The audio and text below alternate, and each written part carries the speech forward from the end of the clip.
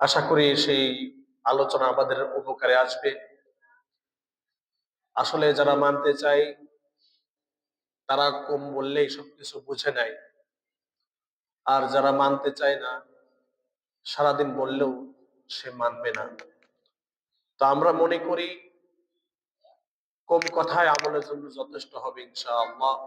এমন মনোভাব নিয়ে আমরা চলাফেরা করলে ইনশাআল্লাহ আমাদের দুনিয়া আখিরাতে উভয় জগতে আমাদের জন্য উপকার হবে। আমরা আলোচনার মাধ্যমে যে কোনো বয়ানের মাধ্যমে উপকৃত হতে পারবো। আল্লাহ তাআলা আমাদের সেই তৌফিক দান করুন, আমিন। সম্মানিত হাজিরিন, তো গত জুম্মায় একটা কথা বলেছিলাম, এটা হলো রজব মাস। এই রজব মাস খুবই সম্মানিত একটি মাস।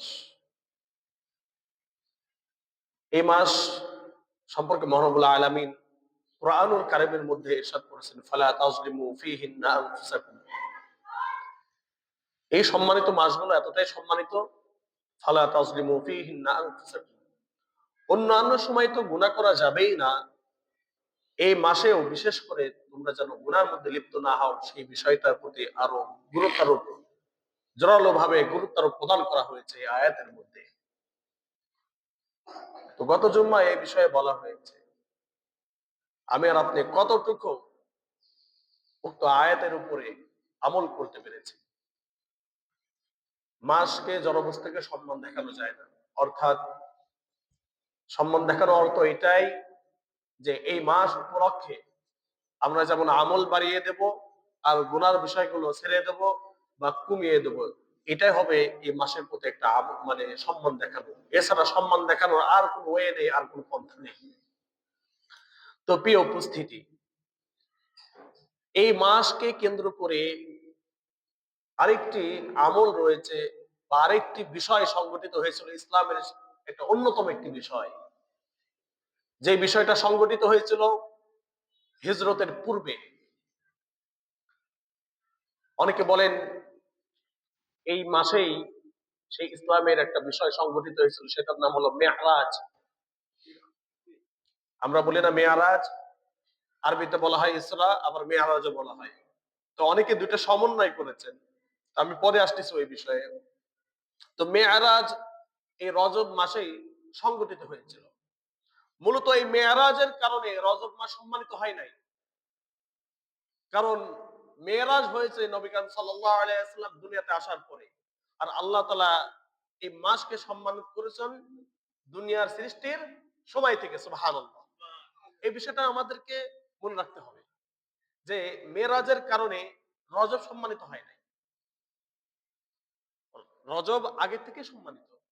তো প্রিয় উপস্থিতি, আজকে এই মেরাজ নিয়ে কিছু আলোচনা করতে চাচ্ছি আপনাদের সামনে। আমরা আমাদের সমাজে যদি দৃষ্টিপাত করি, আমাদের দেশের দিকে যদি আমরা একটু ভালো করে তীক্ষ্ণ নজরে তাকাই, এই দিনকে কেন্দ্র করে অনেক মানুষজন অনেক কিছু পালন করে। কিছু আমল বা বিভিন্ন ধরনের আমল, বিভিন্ন ধরনের নামাজের কথা আমাদেরকে জিজ্ঞাসা করেন। আমরা অনেক বিষয় জিজ্ঞাসিত হই মেরাজ সম্পর্কে, হুজুর এই আমল আছে কিনা, আমরা মেরাজের রাতটা কিভাবে অতিবাহিত করব, এই রাতটাকে কিভাবে আমরা অতিবাহিত করে আমলের মধ্য দিয়ে আল্লাহ তাআলার নৈকট্য অর্জন করতে পারি। বিভিন্ন ধরনের প্রশ্ন আসে, অবশ্যই এই প্রশ্ন আসা দরকার। প্রিয় উপস্থিতি, আমরা যে কোনো আমল করব, আমাদের প্রত্যেকটা আমল হতে হবে দলিল ভিত্তিক, শরিয়া ভিত্তিক, ইসলামের নিয়ম ভিত্তিক, ইসলামের সিস্টেম ভিত্তিক। আমার যে আমলটা আমি করতেছি, এই আমল সম্পর্কে হয়তো সরাসরি কোরআন সাক্ষ্য দিবে, অথবা কে সাক্ষ্য দিবেন, নবী করিম সাল্লাল্লাহু আলাইহি সাল্লামের হাদিস সাক্ষ্য দিবেন। যে সাক্ষ্যটা নবী দিয়ে গিয়েছেন, এখন এটা হাদিস হয়ে গিয়েছে, তার কথা আমার আমলের ব্যাপারে কি দিবেন, সাক্ষ্য দিবেন। ইসলামের মধ্যে এমন কোন আমল নেই যে আমলের ব্যাপারে কোরআনও নেই আবার হাদিসও নেই, তাহলে তো সেটা আমলই হলো না। মহানবুল আলামিন এই ইসলামকে কোন মন গড়া ধর্ম বানান নাই। এই ইসলামের যে আমলগুলা রয়েছে, যে ইবাদত গুলা রয়েছে, সেখানে কোনো কিয়াস চলে না। নামাজের মধ্যে কোনো কিয়াস নেই। নামাজের মধ্যে কি নেই, নামাজ সংক্রান্ত যত বিষয় রয়েছে নামাজের বিষয়ে কোনো কিয়াস নেই। কোনো ইমাম পাঁচ ওয়াক্ত নামাজ ফরজ কি ফরজ নাই বিষয়গুলো কিয়াসই করে না, সরাসরি হাদিস দলিল রয়েছে। ইবাদতের মধ্যে কোনো কিয়াস চলে না, বিষয়টা পরিষ্কার। অতএব ইবাদতটা এতটাই স্পর্শকাতর, যদি কোরআন হাদিসের দলিল থাকে তাহলে করবে, যদি না থাকে তাহলে করা যাবে না। এই থিওরি সারা জীবনের জন্য আপনার মধ্যে রেখে দেন। এটা আপনার মধ্যে যত তাড়াতাড়ি রাখতে পারবেন, আপনার মধ্যে এটা যত এই নিয়মটা ফলো করবেন, আপনার কাছে অনেক বিষয় পরিষ্কার হয়ে যাবে। হ্যাঁ হ্যাঁ, ওইটাই ওইটাই হাদিস কেন্দ্রিক সাহাবা সাহাবা রাদিয়াল্লাহু তাআলা আনহুম আজমাইন তারা এই আমলটাই করতেন। এজন্য হাদিস হাদিস এমন একটি জিনিস যেখানে রাসূলের সাল্লাল্লাহু আলাইহি ওয়াসাল্লামের কথা যেমন অন্তর্ভুক্ত, সাহাবাদের কাজকর্ম সেটা অন্তর্ভুক্ত, যেটাকে বলা হয় সুন্নাহ। তো প্রিয় উপস্থিতি, আমি যেটা বলতেছিলাম, তো আমাদের যে কোনো আমল হয়তো সরাসরি কোরআন অনুযায়ী হবে, অথবা হাদিস অনুযায়ী হবে, অথবা সাহাবাদের সুন্নাহ অনুযায়ী হবে। এর বাইরে গিয়ে আমি আর আপনি কোনো আমল করতে পারবো না। এই অধিকার কোরআন হাদিস আমাদেরকে দেন নাই। নবী করিম সাল্লাল্লাহু আলাইহি ওয়াসাল্লাম ইরশাদ করেছেন, তোমরা আমার পরে অসংখ্য বিদআত দেখতে পাবা, অসংখ্য উদ্ভট আবিষ্কৃত অনেক আমল দেখতে পাবা, অনেক ফিতনার সম্মুখীন তোমরা হবা। এই সময় তোমাদের করণীয় কি? আলাইকুম বিসুন্নতি ওয়া সুন্নাতিল খুলাফায়ে রাশিদিন আল মাহদিয়্যিন আদ্দু আলাইহা বিন নওয়াজিদ। নবী করিম সাল্লাল্লাহু আলাইহি ওয়াসাল্লাম ইরশাদ করেছেন, তুমি যদি এমন কোন আমল দেখতে পাও, উদ্ভট কোন আমল যার ব্যাপারে কোরআন নেই, হাদিস নেই, বা বিভিন্ন ফিতনার সম্মুখীন হও, যে বিষয়টা তোমার কাছে পরিষ্কার না, তাহলে এই ক্ষেত্রে কোরআনে দেখবা, যদি কোরআন না পাও হাদিসে দেখবা, হাদিসে না পাও তাহলে আমার চার খলিফা, কয় খলিফা? চার খলিফা, অর্থাৎ সাহাবারা কি আমল করেছেন, ওই বিষয়ে তাদের বক্তব্যটা কি, ওই বিষয়ে তাদের কর্ম পদ্ধতিটা কি, সেই বিষয়ে আমাদেরকে কি করতে হবে? লক্ষ্য করতে হবে, এবং সে অনুযায়ী সেই বিষয়গুলোকে আঁকড়ে ধরতে হবে।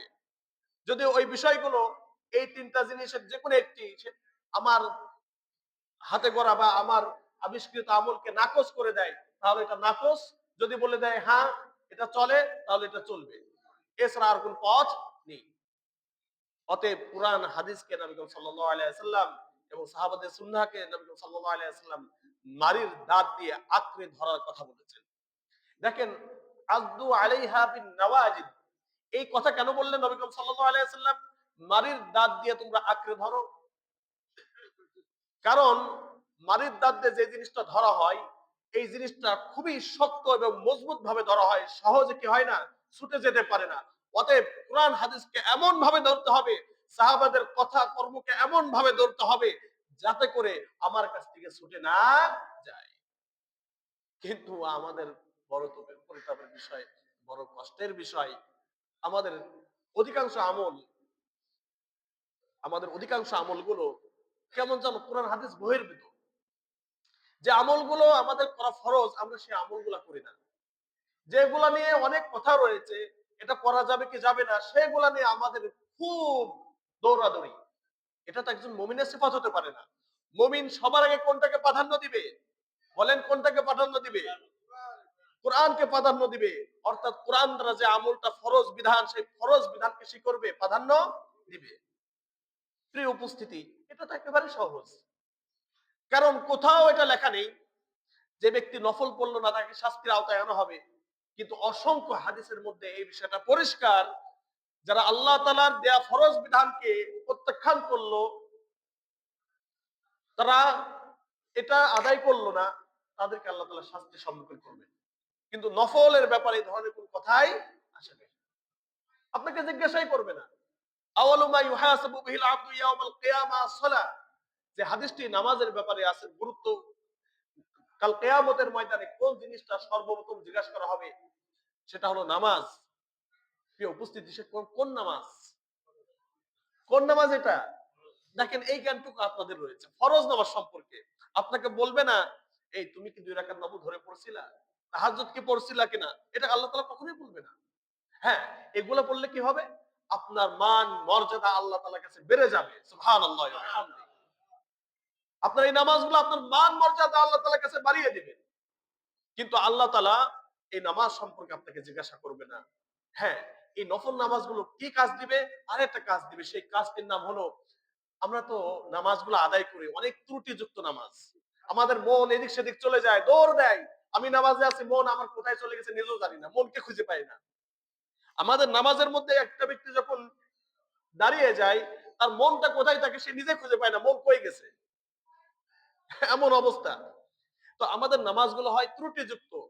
তো এই ত্রুটিযুক্ত নামাজগুলোকে মহানবুল আলামিন সুন্নাহর মাধ্যমে, তাহাজ্জুদের মাধ্যমে, নফলের মাধ্যমে, বেতরের মাধ্যমে ইত্যাদি নামাজের মাধ্যমে এই ত্রুটি, এই গ্যাপকে পূরণ করবেন। সুবহানাল্লাহ ওয়া বিহামদিহি।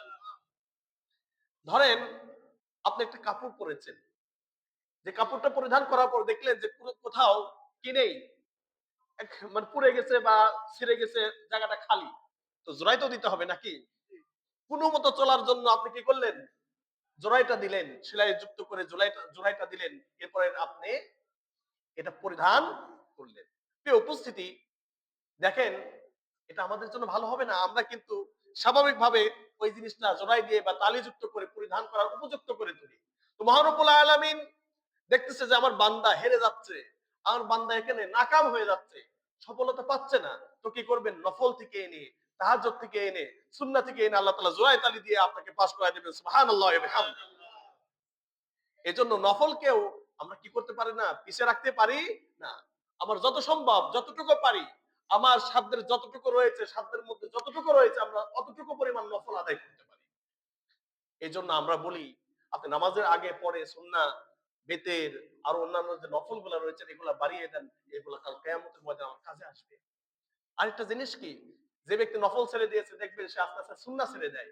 আর যে একবার সুন্নাহ ছেড়ে দিয়েছে দেখবেন সে ফরজ ছেড়ে দেয়। আর যে ফরজ বিধানগুলো ছেড়ে দেয় দেখবেন সে আল্লাহকে ছেড়ে দিয়েছে। একসময় সে আল্লাহকে বিশ্বাস করে না। এর জন্য প্রত্যেকটার সাথে প্রত্যেকটা আলাদা একটা কানেকশন রয়েছে, সম্পর্ক রয়েছে। অতএব কোনটাকেই ছোট হিসাবে দেখা যাবে না। প্রিয় উপস্থিতি, আমি বলতেছিলাম, তো এই মেরাজকে কেন্দ্র করে আমাদের সমাজে অনেক বিষয়গুলো প্রচলিত রয়েছে, যে বিষয়ের ব্যাপারে কোরআনের কোনো দলিল নেই, হাদিসের কোনো দলিল নেই, সাহাবাদের কোনো দলিল নেই।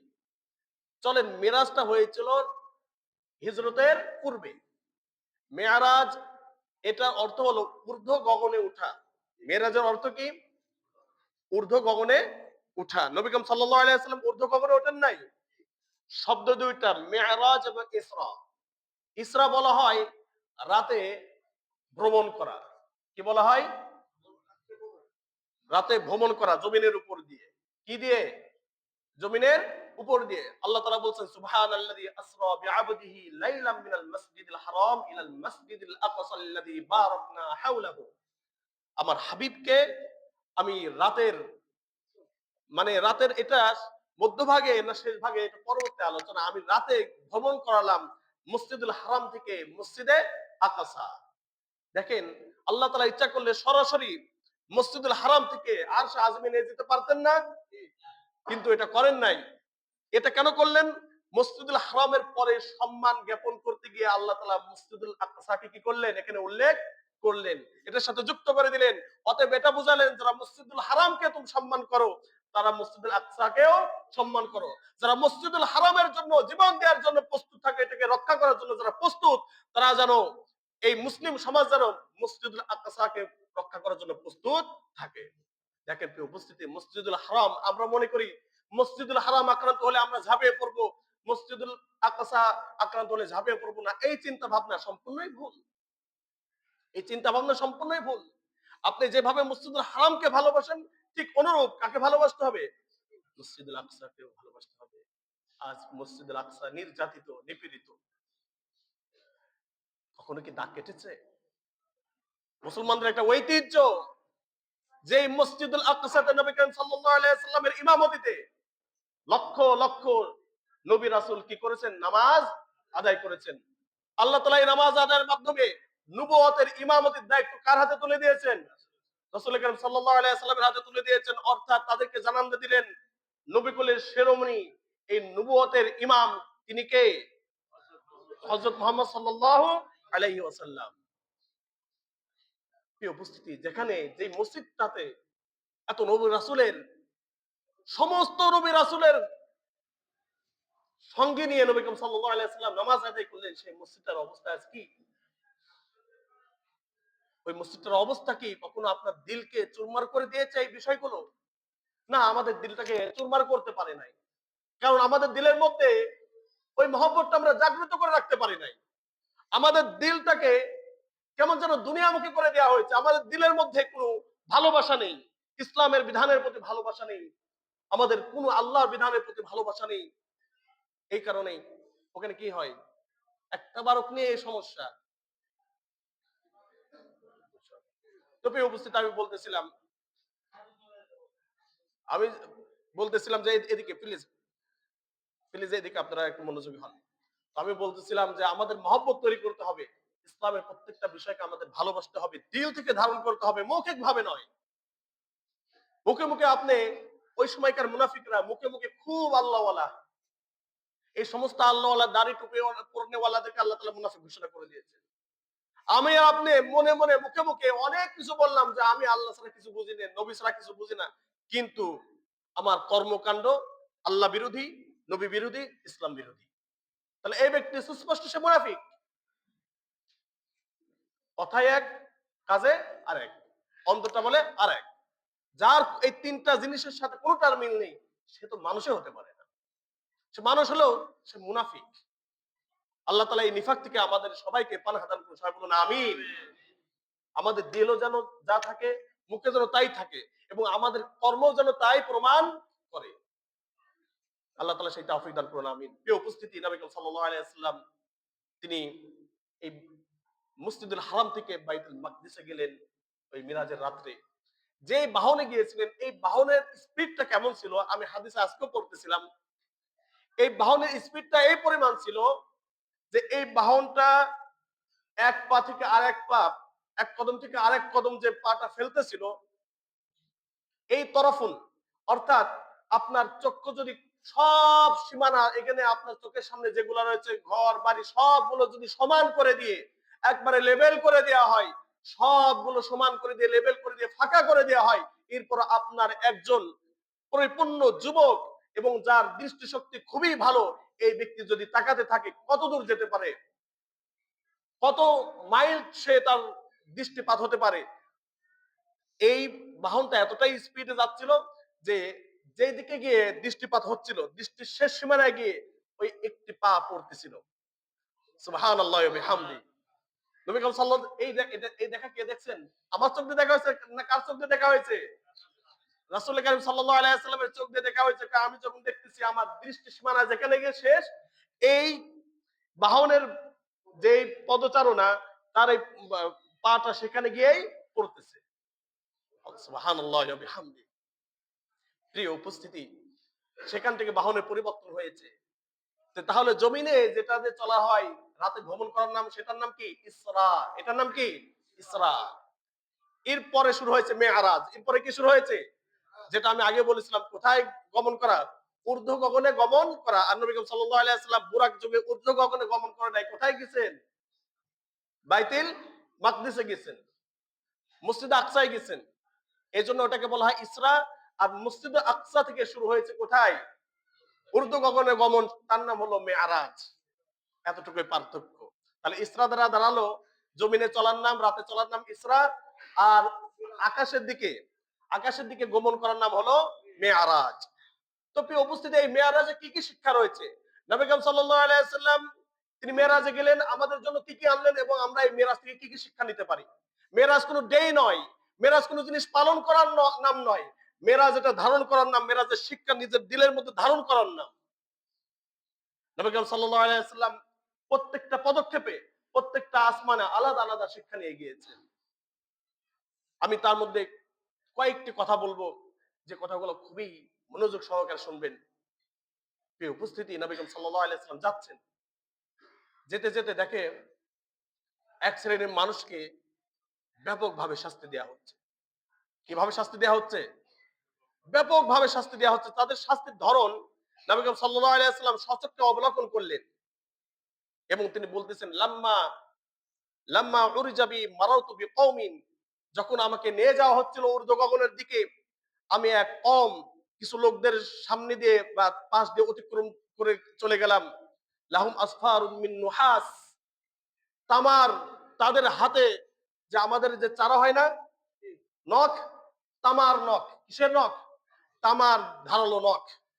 ইয়াখমিশুনা ফুজুহাহুম ওয়া সুদুরহুম, এই শ্রেণীর মানুষরা নিজেরাই নিজেদের চল খামচে খামচে এই গোস্তগুলা নামাচ্ছে, বুক খামচে খামচে বুকের উপরে গোস্তগুলা নামিয়ে ছিন্ন বিচ্ছিন্ন করে ফেলতেছে, নিজেরাই এগুলা করতেছে। নবী করিম সাল্লাল্লাহু আলাইহি ওয়াসাল্লাম অবাক, এ কি ধরনের শাস্তি, এ কি ধরনের শাস্তি এটা? নবী করিম সাল্লাল্লাহু আলাইহি ওয়াসাল্লাম অবাক হয়ে গিয়েছেন। ইয়াখমিশুনা ফুজুহাহুম ওয়া সুদুরহুম, তারা তাদের মুখের এই চামড়াগুলো গোস্তগুলো টেনে টেনে নামাচ্ছিল, আর বুকগুলো বিদীর্ণ করতেছিল, ছিঁড়ে একবার অবস্থা খারাপ করতেছিল। আর এগুলো করার সাথে সাথে এতটাই আত্মচিৎকার করতেছিল, এই পরিমাণ চিৎকার করতেছিল, আকাশ মণ্ডলী তাদের চিৎকারে ভারী হয়ে যাচ্ছে। তার সাথে কে ছিল বলেন? জিবরিল ছিল না? এই জন্য জিজ্ঞাসা করছে কাকে? জিবরিল আমিনকে বলতেছে, ফাকুলতু, আমি জিজ্ঞাসা করলাম, মান হাউলা ইয়া জিবরিল, ও আমার দোস্ত, আমার সঙ্গী, এরা কারা? আমি জানতে চাই, এদের শাস্তির দিকে আমি স্থির থাকতে পারতেছি না। ক্বালা, বললেন, হাউলাই আল্লাযীনা ইয়াকুলুনা লুহুমান নাসি ওয়া ইয়াকউনা ফি আ'রাদিহিম, এরা হলো দুনিয়ার বুকে ওই সমস্ত মানুষ, এবার ভালো করে শুনুন, এরা হলো দুনিয়ার বুকে ওই সমস্ত মানুষ, ইয়াকুলুনা লুহুমান নাস, যারা মানুষদের গোশত খায় বেড়ায়। আচ্ছা, কেউ কোন মানুষ এমন আছে এই সমাজে, এমন কোন মানুষ আছে যে মানুষের গোশত খেয়ে বেড়ায়? আমাদের সমাজে আছে? আমাদের সমাজে তো নেই, এই সভ্য পৃথিবীতে নেই যারা মানুষের গোশত খায়। কিন্তু নবী করিম সাল্লাল্লাহু আলাইহি ওয়াসাল্লাম কি বলছেন? যারা মানুষের গোশত খেয়ে বেড়ায়, ওয়া ইয়াকউনা ফি আ'রাদিহিম, মানুষের গোশত খেয়ে বেড়ায়, এটার ব্যাখ্যা কি? এতটাই মানে জঘন্য অপরাধ, যে অপরাধকে তুলনা করা হয়েছে মানুষের গোশত খাওয়ার সাথে।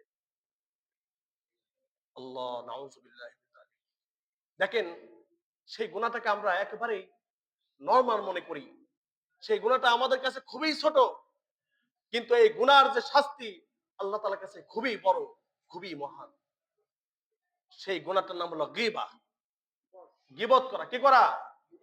যার বাংলা অর্থ হলো পর নিন্দা করা। কি নিন্দা করা? গীবত করা, পর নিন্দা করা। বলেন তো আমাদের সমাজে কি হয়? গীবত কাকে বলে একটু আপনাদের সামনে তুলে ধরি। গীবত বলা হয় ওই কথা, আমি ধরেন একটা অকাম করছি, এটা সুনিশ্চিত প্রমাণিত, আমি একটা অকাম করছি, করার পর আপনি আরেকজনের কাছে বলে বেড়াচ্ছেন, ওই বেচারা আমাকে সংশোধন করে কি রাখে না, ক্ষমতা রাখে না। আপনি আমার এই অকামের কথা যার কাছে বললেন, সে আমাকে সংশোধন করে কি রাখে না, ক্ষমতা রাখে না। আর সে মনে মনে ভাবে পাইছি, এবার তার কিভাবে সাইজ করা যায়। এটার নামে গীবত। এটার নামে কি? অকাম একজন করছে সুনিশ্চিত, তারপরে অন্য মানুষের কাছে গিয়ে বললেন যে তাকে সংশোধন করতে পারবে না, এটার নামে গীবত। গীবত আলাদা কোনো জিনিসের নাম না। তাহলে এবার বোঝেন, যে কথা লোক মুখে প্রচলিত হওয়ার পরে আপনি মানুষের কাছে বলে বেড়াচ্ছেন, এই অমুকের মতো এটা করলো, আপনি জানেন না, আপনার কাছে কোনো ডকুমেন্টস নেই, কোনো প্রমাণ নেই, কোনো চাক্ষুষ কোনো প্রমাণ নেই, কোনো দালিলিক কোনো প্রমাণ নেই, আপনি বলে বেড়ালেন চারতলে বা অমুক জায়গায় অমুকের কিন্তু এগুলা করে বেড়াচ্ছে, তা জানিস? আপনি এই ছোট্ট কথা বা এই ছোট্ট বাক্যের মাধ্যমে, এই ছোট্ট কথার মাধ্যমে কত বড় গুনাহ কামাই করলেন, যার শাস্তি স্বরূপ নবী করিম সাল্লাল্লাহু আলাইহি ওয়াসাল্লাম এর জঘন্যতা বর্ণনা করতে গিয়ে বলছে, এ তো কার গোশত খেলো? মৃত ভাইয়ের গোশত খেলো। লাহমা আখি, লাহমা আখি বলা হয়েছে কোরআনের ভাষায়, যে তোর মৃত্যু ভাইয়ের গোশত খেলো। আমি আর আপনি কখনো মৃত্যু ভাইয়ের গোশত খেতে পারি? কিন্তু নবী করিম সাল্লাল্লাহু আলাইহি ওয়াসাল্লাম বলছেন, যারা এই কাজটি করলো, মানুষের গীবত করে বেড়ালো, পরনিন্দা করে বেড়ালো, মানুষের ভুল ধরে পিছে লেগে থাকলো, তাদের অবস্থা এমন। এটা একটা শাস্তি। আরো শুনবেন, এই শাস্তি কি? আল্লাহ তাআলা অর্থনৈতিক ভাবে একে অভাব অনটনের মধ্যে রাখবে। অর্থনৈতিক ভাবে কোথায় রাখবে?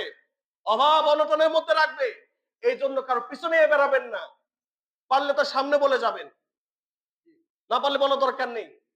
তাকে সংশোধন করার চেষ্টা করবেন সরাসরি অথবা কারোর মাধ্যমে, কিন্তু তাকে ছোট করার উদ্দেশ্যে, তাকে বদনাম করার উদ্দেশ্যে মানুষের কাছে এভাবে বলে বেড়াচ্ছেন, এগুলা কি নয়, ঠিক নয়। এটা আপনার আখিরাতও ক্ষতিগ্রস্ত হলো, দুনিয়াও শেষ হচ্ছে। এরপরে ওয়ায়াকাউনা ফি আ'রাদিহিম, যাদেরকে এই শাস্তি দেওয়া হচ্ছিল, ওয়ায়াকাউনা ফি আরাদিহিম, এই শ্রেণীর মানুষ এতটাই নিকৃষ্ট, তারা মানুষের ইজ্জতে আঘাত আনে। কোথায় আঘাত আনে? ইজ্জতে আঘাত আনে। বোঝেন, আপনি এমন একটা কথা করলে সে অপমানিত হলো, আবার তার ইজ্জত সংক্রান্ত এমন একটা কথা বলেছেন, সে বিব্রত করা একটা অবস্থার মধ্যে পড়ে গিয়েছে। আপনি কারো ইজ্জত নিতে পারেন না, আপনি কাউকে অপমান করার অধিকার এটা আপনার নেই। আপনি কাউকে অপমান করতে পারেন না, কারো ইজ্জত নিতে পারেন না। কারো ইজ্জতে আপনি আঘাত করবেন, আল্লাহ তাআলা এটা কিন্তু বরদাস্ত করবেন না। সে আপনার শত্রু হতে পারে, সে আপনার সাথে আপনার অনেক সম্পর্ক খারাপ থাকতে পারে, আপনার সাথে ভালো মারামারি থাকতে পারে, কিন্তু তার ইজ্জতের উপরে আঘাত আনা, তার ব্যক্তিত্বের উপরে আঘাত আনা, এটা আল্লাহ তাআলা বরদাস্ত করবেন না। প্রিয় উপস্থিতি, আসুন আমরা গীবত থেকে ফিরে আসি, আমরা মানুষের ইজ্জতে আঘাত করা থেকে ফিরে আসি। আল্লাহ তাআলা আমাদের তৌফিক দান করুন, আমিন। তারপরে নবী করিম সাল্লাল্লাহু আলাইহি ওয়াসাল্লাম যেতে যেতে দেখলেন এটা হলো আমাদের শিক্ষা। এসে তিনি সাহাবাদেরকে বলছেন, সাহাবাদেরকে বলেন নাই যে তোমরা বিরত থাকো। সাহাবারা বুঝে ফেলছে এই ঘটনা আমাদের সামনে পেশ করা মানে কি বোঝাচ্ছে, আমাদেরকে বিরত থাকার কথা বলতেছেন তিনি।